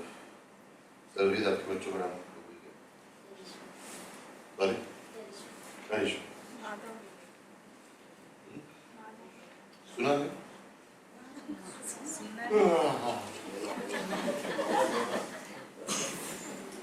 बच्चों का नाम डाल दो उस पर, और उसके आगे वर्ष का लिखा, किसी का नाम मैंने भूल गया, सॉरी। कि वो तुम्हारे ये दान के कारण कि तुम उसकी आत्मा से अपनी भीतरी मनुष्यत्व के सामर्थ्य को पाकर बलवंत होते जाओ। तुम्हारा विश्वास के द्वारा मसीह तुम्हारे हृदय में बसे और तुम प्रेम में जड़ पकड़कर और नींव डालकर सब पवित्र लोगों के साथ भली भांति समझने की शक्ति पाओ, और उसकी चौड़ाई, लंबाई और ऊंचाई और गहराई कितनी है, और मसीह के उस प्रेम को जान सको जो ज्ञान से परे है, कि तुम परमेश्वर की ओर सारी भरपूरी से परिपूर्णता हो जाओ। अब जो ऐसा सामर्थ्य है कि हमारी विनती और समझ से कहीं अधिक काम कर सकता है, उसे सामर्थ्य के अनुसार जो हम कार्य करते हैं कलीसिया में और मसीह यीशु में, उसकी महिमा पीढ़ी से पीढ़ी तक युगानुयुग तक होती है। अब ये प्रार्थना अपने बच्चों के लिए करोगे तो तुमको लगता है परमेश्वर जवाब देगा? उसकी गहराई को जान सके, उसकी चौड़ाई को जान सके, परमेश्वर को जान सके, उसकी सच्चाई को जान सके, उसकी भरपूरी को जान सके, उसकी परिपूर्णता को जान सके, क्यों नहीं देगा? हम अपने बच्चों के लिए इच्छा रखते हैं, अपने जीवन के लिए हमारे मकसद होते हैं, लेकिन हम अपने बच्चों के लिए मकसद नहीं बनाते। मैं क्रिकेटर नहीं बन सका तो मैं मेरे बच्चे को क्रिकेटर बना के छोड़ूंगा। वो बेचारा बन बन के बातें 21 साल में आगे बोलेगा मेरे को जो जीवन में करना था करने नहीं दिया। इसने इच्छा रखो उसकी, लेकिन उसके लिए फिक्स मत करो। परमेश्वर से सुनो उसके लिए। मैं इंजीनियर बनना चाहता था, मैं नहीं बना, तो उसको तो बना के ही छोड़ूंगा। मेरा जीवन में जो मैं नहीं कर पाया वो मेरे बच्चे के जीवन से मैं जीऊंगा। वो बेचारे को जो मन में आ रहा है करने के लिए उसको करने नहीं दे रहे, लेकिन मैं नहीं कर पाया ना तो उसको करवा के छोड़ूंगा। ये कौन सी जगह है? ये कौन सी तरीका है? मेरी ख्वाहिश मैं बचपन में नहीं कर पाया तो मेरा बच्चा मेरी ख्वाहिश पूरी करेगा। अरे तेरे बच्चे का भी जीवन है, उसको क्या अच्छा लगता है बोले वो तो पूछो। वो बोल रहा है मुझे सेवक बनना है। नहीं नहीं नहीं नहीं नहीं, परमेश्वर की सेवक है 60 साल के बाद। फिर बचा हुआ खाना रोज तेरे को देता हूँ, वही हो गया ना, कल का खाना आज मिले। परमेश्वर की सेवा 60 साल हो जाए उसके बाद करना, मतलब जब कुछ नहीं बचेगा जीवन में तब जाके सेवा करना उसको। पहले पढ़ाई करनी, फिर करियर बनाने का, फिर कमाने का, फिर घर बनाने का, फिर गाड़ी बनाने का, फिर बच्चे होने चाहिए, फिर उनकी शादी करने का, फिर परमेश्वर की सेवा करने का। वेरी गुड, गलत नहीं है, लेकिन लेकिन अगर उसने सेवा काय करना फर्स्ट स्टेप में बुलाया ना, तो सेवा काय करने भेज दो, इधर उधर मत भेजो उसको। जिधर भी जाएगा संतुष्ट नहीं रहेगा। जो उसके मन में इच्छा उसको करने दो और उसके लिए तुम पीछे से प्रार्थना करो। आपको मालूम है कितने मिशनरी हैं जो आज मिशनरी इसलिए क्योंकि उनके माँ बाप ने उनके लिए प्रार्थना करना बंद नहीं किया। उन्होंने ये नहीं कहा इसको मिशनरी बनाओ, इसको सेवा में डालो, जबरदस्ती इसके जीवन को बदली करो, नहीं। उन्होंने कहा प्रभु तेरी जो इच्छा इसके जीवन में कर, लेकिन ये तेरे पीछे चलना चाहिए। वो लोग अपने जीवन में गए, कई लोगों ने तो अपने घरों को छोड़ दिया था, भटक गए, बोला नहीं रहने का मेरे को तुम्हारे साथ, लेकिन वापस परमेश्वर उनको लाया और उन्होंने उसके बाद उन्होंने लाखों लोगों को उद्धार में लेके आए। Susanna Wesley, John Wesley Methodist church की कलीसिया की जिन्होंने शुरुआत की थी, 17 बच्चे थे। माँ उनके संग 17 के 17 बच्चों के संग हर हफ्ते में 1 घंटा बैठती थी। वो 1 घंटा जो एक बच्चे के संग बैठी थी, उसमें बोलती थी बाकी कोई आके डिस्टर्ब नहीं करना, ये मेरा और इस बच्चे का आज क्राइम है। 17 बच्चे उसने पाले, दो ने जाके पूरे संसार को बदल डाला। साफ जगह मेथोडिस्ट चर्च कहां से है? वो एक माँ ने अपने बेटे के अंदर, अपने बच्चों के अंदर, हर एक ने जाके प्रभु की सेवा की। किसकी वजह से? उसकी माँ की प्रार्थना की वजह से। हर समय, हर हफ्ते में, ये मेरा और मेरे बच्चे का समय है, इसके बीच में कोई नहीं आएगा। उनको प्रार्थना करना सिखा दी थी, बाइबल पढ़ते थे और बातें करते थे। तेरे मन में क्या है, तेरे बोझ में क्या है, तेरे मन में क्या है, ऐसे जैसे दोस्त में। दो उसमें से निकले, जॉन वेस्ली, चार्ल्स वेस्ली, बदल दिया पूरे संसार को। क्यों? परमेश्वर की बुलावट। उसने भी सोचा होगा ये अच्छे बनेंगे, बड़े बनेंगे, कोई इसके खिलाफ नहीं है, कोई इसके खिलाफ नहीं है। मैं ये नहीं बोल रहा हूँ कि सबको बनाओ, मैं ये कह रहा हूँ कि उसके लिए प्रार्थना ऐसा करो कि अगर परमेश्वर ने उसके लिए चुना है तो उसको उसमें प्रोत्साहित करो, और अगर परमेश्वर ने नहीं चुना तो उसको रोको, क्योंकि अपने जीवन को कहीं अलग दिशा में लेके जा रहा है। याकूब के 4 अध्याय वर्ष नंबर 3 में क्या लिखा है? तुम मांगते हो लेकिन मिलता नहीं है क्योंकि तुम गलत मांगते हो। हन्ना की प्रार्थना क्या है? परमेश्वर मेरा बच्चा तेरी सेवा करेगा, मेरा बच्चा तेरी सेवा करेगा, और जब वो तेरी सेवा करे रास्ते में उसकी सारी जरूरतों को भी पूरा करना, कोई चीज से उसको कमी ना पड़े, क्योंकि तू उसका परमेश्वर है। विश्वास से तुझे दे नहीं कर सकते प्रार्थना? जरूरी है, जरूरी है, मांग सकते हैं नहीं, उसके जीवन में ऐसी चीजें देना कि उसको कभी कोई चीज की कमी ना पड़े, कभी वो तेरे से भटके नहीं, कभी वो तेरे से मुंह नहीं मोड़ सके। मांगेंगे, क्यों नहीं मांगेंगे? क्या देगा वो? तुम्हारे मांगने से पहले वो देना शुरू कर देते हैं, क्योंकि जब दिल उसका हो गया सब कुछ उसका हो गया, फिर उसका हाथ में तुम्हारा जीवन। चौथी चीज, हार नहीं माननी। पंक्ति नंबर 12 से 20 में उसने हार नहीं मानी, प्रार्थना करती रही। कब तक करती रही? जब तक बच्चा नहीं हुआ।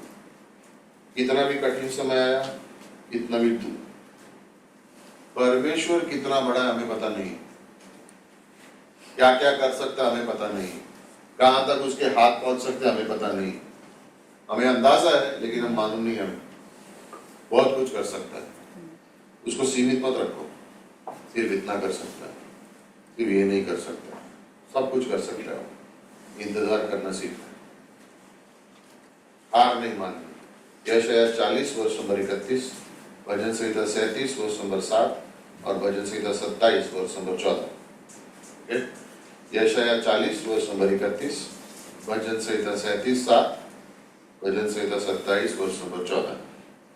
और मैं बोल रहा हूँ एफिशियंस का 6 वर्ष नंबर 18, वो स्क्रीन पे दिखा देंगे। एफिशियंस का 6 वर्ष नंबर 18। वो तीनों पंक्ति जो मैंने बताई, वो तीनों पंक्ति में इंतजार करने को कहा गया, इंतजार करने को कहा गया। लेकिन वर्ष नंबर 6 18, और हर समय हर प्रकार से आत्मा में प्रार्थना और विनती करते रहो, और इसीलिए क्या लिखा है? जागते रहो कि सब पवित्र लोगों के लिए लगातार विनती किया करो। ओके, तो यहाँ पे लिखा है हर समय हर प्रकार से आत्मा में प्रार्थना विनती करो, राइट? सो ये विनती क्या है?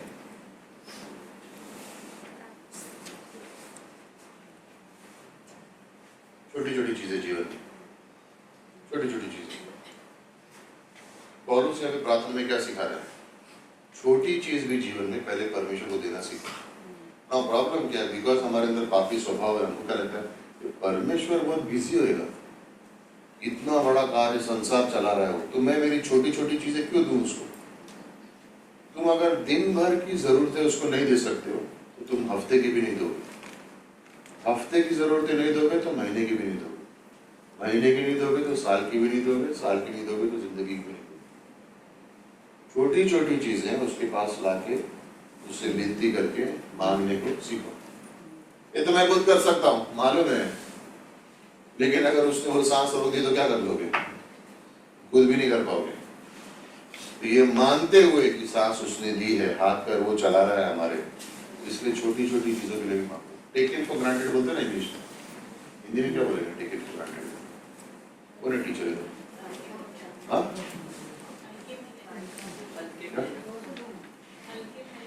हल्के में, ये तो अपना ही है, ये तो बदलेगा नहीं। ये तो जैसा अपन करते हैं हमेशा से करते आया वैसे ही, वैसे नहीं करने का परमेश्वर के साथ। छोटी छोटी चीज के लिए जब यीशु मसीह ने प्रार्थना करना सिखाया तो उसे रोज की रोटी के लिए प्रार्थना करना सिखाया, इस साल की रोटी के लिए? तो रोजमर्रा की जरूरतों को उसके सामने लाके देना सीखो। हम लोग सोचते हैं अगर हम छोटी छोटी चीजों के लिए प्रार्थना करेंगे तो हम लोग आत्मिक नहीं है। छोटी छोटी चीजों के लिए प्रार्थना नहीं करोगे तो आत्मिक नहीं। नहीं, लोग क्या बोलेंगे? लोग परमेश्वर नहीं है। मैं परमेश्वर से मेरे घर की रोटी के लिए मांग रहा हूं, तुमसे नहीं। मेरी छोटी छोटी चीजों के लिए मांग, हाँ, क्योंकि विनती है, हर प्रकार की विनती करो बोल रहा है परमेश्वर, बोल रहा है मैं करूंगा, मैं करूंगा। ये मेरे बच्चों को सिखाऊंगा। मेरे को पेंसिल चाहिए, पहले जाके प्रार्थना कर। पेंसिल है ना, है, लेकिन जब दूंगा जब प्रार्थना करेगा तभी। तुझे भी सीखना पड़ेगा छोटी छोटी चीज को भी परमेश्वर से मांगना, ये तो नहीं मिलेगा। अभी आदत डालेंगे, आगे जाके आप तुम्हारे पास नहीं आएंगे, पहले परमेश्वर के पास जाएंगे। हमको आदत होगी पहले इंसान के पास जाने की, बाद में परमेश्वर के पास जाएंगे। पास्टर घर में प्रॉब्लम चल रहा है, प्रार्थना की नहीं, इसलिए तो आया तुम्हारे पास, मैं परमेश्वर हूँ। हाँ नहीं, आपका हॉटलाइन है, आप फोन करोगे तो परमेश्वर सुनेगा, तुम्हारी भी सुनेगा। संसार से मुंह मोड़ लो ना, उसके हो जाओ ना। बाइबल खोलो, सुबह जाके घुटना में जाओ, मांगो उससे, क्यों नहीं देगा तुमको? लेकिन आप कर लो ना, मेरे को नींद आती है सुबह। आप तो सुबह उठते हो ना, आप कर लो। हाँ, इसलिए तो तुमको कुछ मिल रहा नहीं, इसलिए तो प्रॉब्लम बढ़ रही है, क्योंकि तुम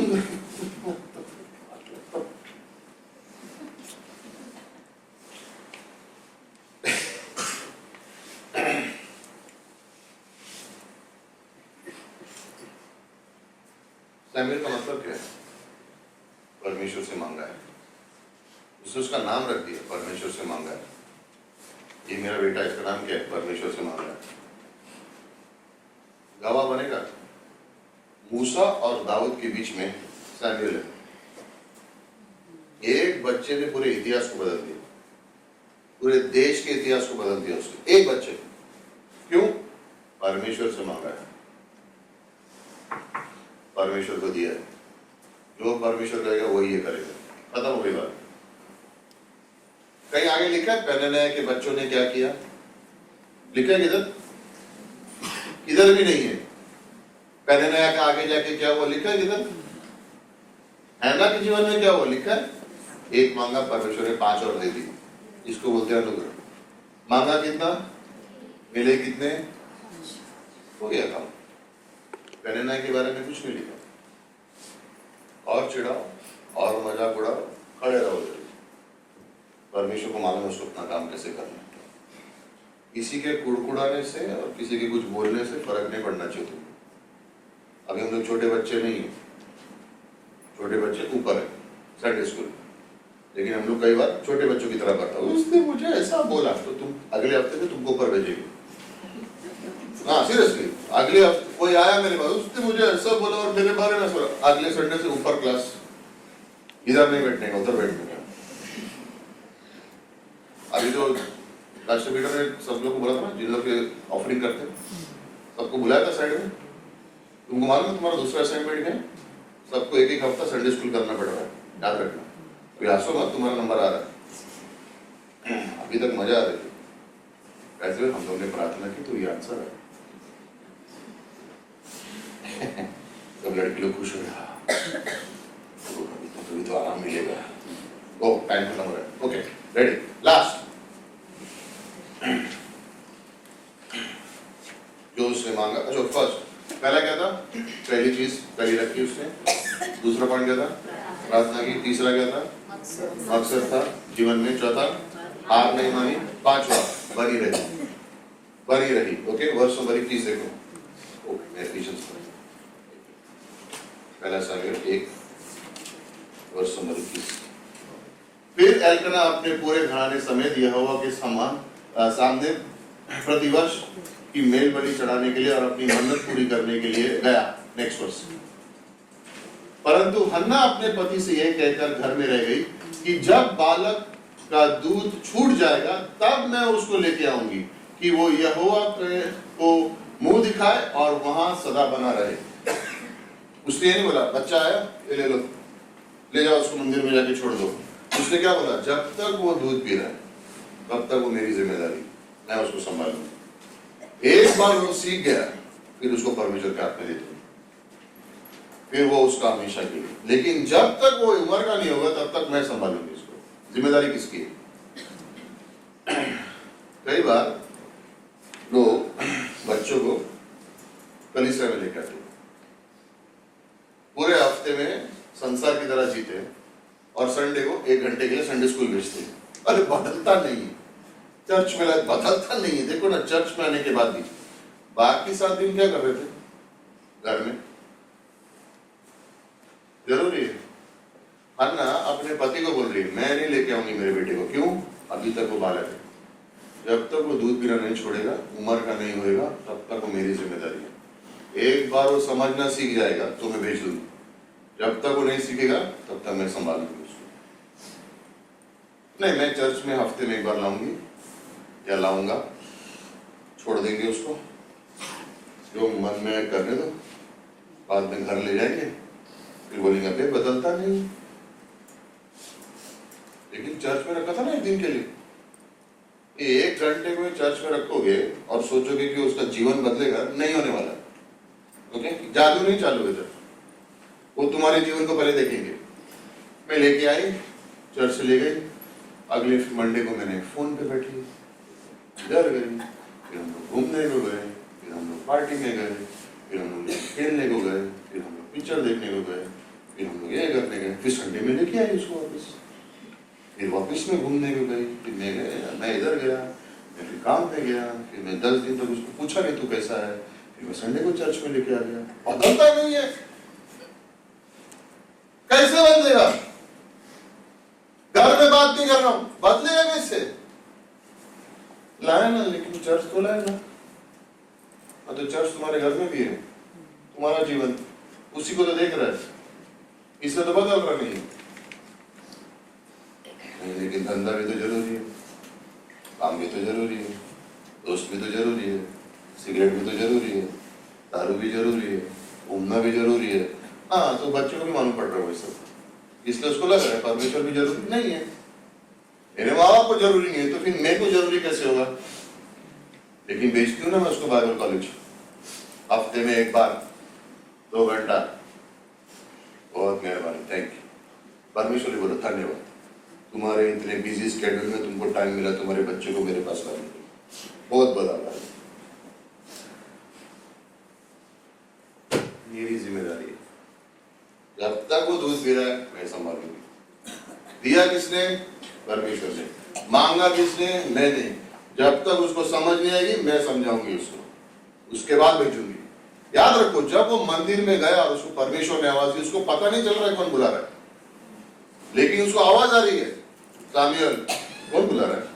वो इलाई के पास जा रहा है और इलाई उसको बोल रहा है देख अगली बार आवाज आएगी ना तो बोलना परमेश्वर तेरा दास तेरे सामने खड़ा है। उसका इलाई जो परमेश्वर के संग नहीं चल रहा था, जो सामुएल का पासवान है एक्चुअली, कम से कम उसके अंदर उतनी समझ थी कि परमेश्वर इसको बुला रहा है। उसने जब अगली बार वो आवाज देगा तो बोलना परमेश्वर मैं खड़ा हूं। और जैसे उसने बोला सब बदल गए। राजाओं को एडवाइस देगा सैमुएल। सीखा किधर? जब तक दूध पीना नहीं सीखा था, कोई सिखा रहा था उसको। उसके पैदा होने से पहले कोई प्रार्थना कर रहा था क्योंकि वो वचनों को जानती थी। उसने कहा अगर सारा का बच्चा हो सकता है तो मेरे को भी हो सकता है। उसने प्रार्थना की, मैं भी करूंगी, छोड़ूंगी नहीं, ये मेरी जिम्मेदारी, बच्चे हमारी जिम्मेदारी।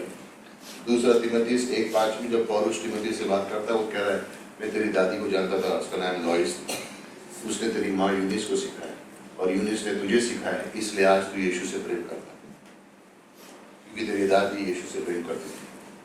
उसने तेरी माँ को सिखाया, तेरी माँ यीशु से प्रेम करती थी, इसलिए तिमोथी आज प्रभु यीशु से प्रेम करता है। तो मैं उस तेरी दादी को धन्यवाद देता हूँ। सिंपल है। तू इस घर में बड़ा हुआ जहाँ पे प्रभु के नाम का डर था, इसलिए आज प्रभु से डरता, इसलिए तेरे को चुना गया है। और तेरी सेवकाई क्या है? तू मेरे से सीखेगा, तू जाके विश्वासी लोगों को सिखाएगा, जो जाके दूसरों को सिखाएंगे। 5 वंश छुएगा तू, क्योंकि तेरी दादी परमेश्वर की वजह चलने लगी। और ये परमेश्वर की बुलावट है, छोटी बात नहीं, छोटी बात नहीं। हमें प्रार्थना करना सीखना है।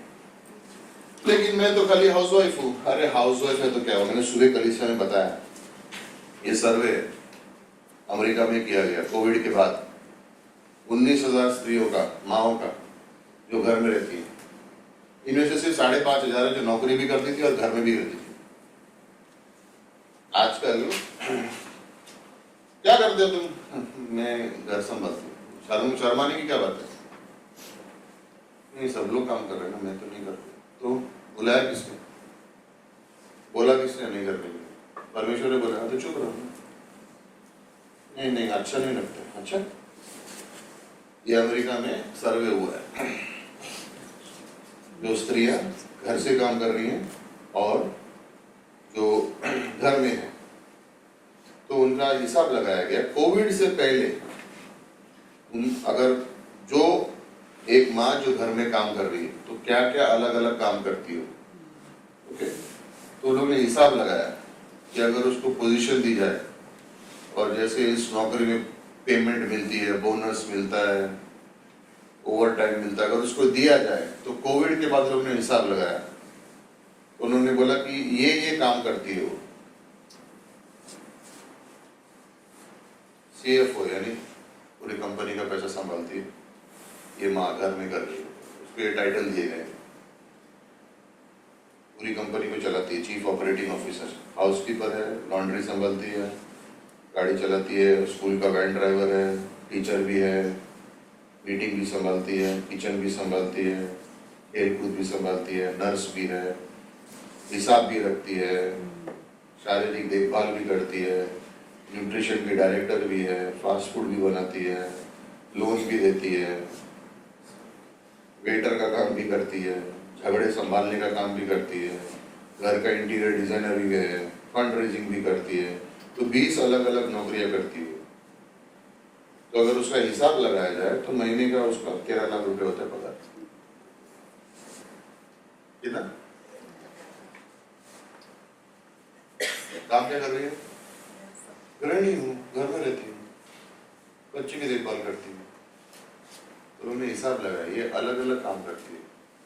और अगर उसको उतनी तनख्वाह दी जाए जितना वो काम करती है हर हफ्ते के अनुसार, तो उसकी महीने की तनख्वाह अप्रोक्सीमेटली कोविड के बाद 13 लाख है। कोविड से पहले 6 लाख थी, कोविड के बाद 13 हो गई। अच्छा हुआ सर्वे में पकड़ा, अपना नाम नहीं डाला उधर, तो अपने को देने पड़ते अपनी पत्नी को हर महीने 13 लाख। मेरा मकसद क्या है? तुम जानते भी नहीं हो कि वो क्या क्या कर रही है, लेकिन अगर उसका हिसाब लगाना शुरू कर रहे कि एक माँ क्या कर रही है, तो हिसाब नहीं लगा पाओगे। बाय द वे, ये जिसने बनाया है वो विश्वासी नहीं। अब वो विश्वासी के काम को इसमें जोड़ दो, प्रेयर, बाइबल सब आ जाएगा, उस पर आप कीमत नहीं लगा सकते। ये 2023 का सर्वे है जिसकी रिपोर्ट आई थी, तो लोग अंदाजा लगा रहे हैं कि हाँ, अगर घर बैठे और कुछ काम नहीं करे, सिर्फ घर संभाले, इतना उसको पगार मिलना चाहिए। कहने का मकसद क्या है? कोई मूल्य नहीं लगा सकता। उसको परमेश्वर ने उस तरह बनाया है और इसलिए उसके अंदर हमें परमेश्वर का स्वरूप दिखता है। इतनी भी गहरी नींद में हो, बच्चे बच्चे का ऊँ भी निकलेगा तो उड़ जाएगी। हम आदमी लोग बच्चे का मुंह भी निकलेगा तो तुम्हें पता भी नहीं चलता कौन किया। वो उठ के साफ सफाई करके आके अभी सो भी जाएगी और हम लोग को पता भी नहीं चलेगा। और सुबह बोले कितना हैरान किया बच्चे ने मुझे सुबह पूरी रात में, कभी मेरे को तो पता भी नहीं चला। बोली अगली बार होगा तो मैं तेरे को ही उठाऊंगी। परमेश्वर की योजना हमसे बहुत बड़ी है। हम परमेश्वर की योजना को समझ नहीं पाएंगे, लेकिन हम इतना याद रखना प्रार्थना में और हन्ना के जीवन से कि परमेश्वर की योजना में हम सब हैं, हम सब उसकी योजना में। लेकिन हमारे तक सीमा खत्म नहीं होती, हमारे जीवन से आगे और भी जाएगी। और जब हम हन्ना के जीवन और माँ के जीवन के बारे में सोचते हैं तो उससे हम ये शिक्षा पाते हैं किस प्रकार से उसने परमेश्वर पर विश्वास किया, प्रार्थना की, हार नहीं मानी, बनी रही और उसने छोड़ा नहीं उसकी जिम्मेदारी। और हम ये मानते हैं कि परमेश्वर हम भी उस प्रकार से चले। हमें प्रार्थना करते हैं, धन्यवाद देते हैं परमेश्वर, सारा आदर महिमा आपको देते हैं। यीशु मसीह ये सारा आपका कार्य है, आपके बिना हम कुछ नहीं कर सकते। धन्यवाद देते हैं कि हन्ना के जीवन के बारे में जो भी हमने सुना हम जानते हैं वो आपको जानते हैं, और जो लोग आपको जानते हैं, जो आपका विश्वास करते हैं, वो इस प्रकार से जी सकते हैं। तो परमेश्वर हम ये भी प्रार्थना करते हैं कि अगर कोई है जो आपको नहीं जानता है वो आपको जान सके। यीशु मसीह अब इस धरती पर आए, परमेश्वर इस धरती पर आए, क्यों? क्योंकि पाप की वजह से हर मनुष्य के जीवन में पाप है और पाप से हम अपना को छुटकारा नहीं पा सकते। कोई कर्म, कोई धर्म, कोई कार्य, किसी भी चीज से हम हमेशा कम पड़ेंगे। लेकिन यीशु मसीह इस धरती पर आए, क्यों? क्योंकि वो हमसे प्रेम करते हैं। और यीशु ने कहा कि जो कोई मुझ पर विश्वास करेगा, क्या विश्वास करेगा? कि यीशु मसीह सारे संसार के पाप का बोझ भरने हैं, क्रूस पर मारे गए, सारे संसार के पाप को, हमारे तुम्हारे सबके पापों को नटते कर लिया, उनको मारा गया, गाड़ा गया, 3 दिन के बाद वो जी उठे, क्योंकि वो परमेश्वर थे और उनके पवित्र लहू से हमारे सारे पाप धुल चुके। और यीशु मसीह कहता है बाइबल, जो कोई मुझ पर विश्वास करे वो कभी नाश न होगा, अनंत जीवन।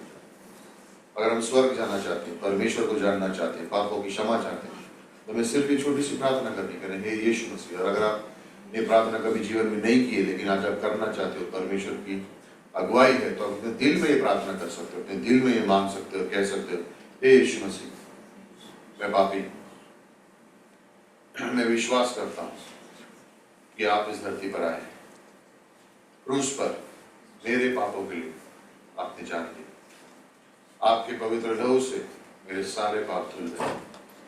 मैं भरोसा करता हूँ कि आप संसार को उद्धार करता हो, आपको मारा गया, गाड़ा गया, 3 दिन बाद आप जी उठे, आज आप जीवित हो।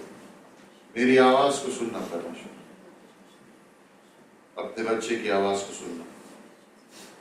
मैं जानता हूँ मुझसे प्यार करते, मेरे पापों को माफ कर, मैं आपको अपने उद्धारकर्ता के रूप में स्वीकार करता हूँ।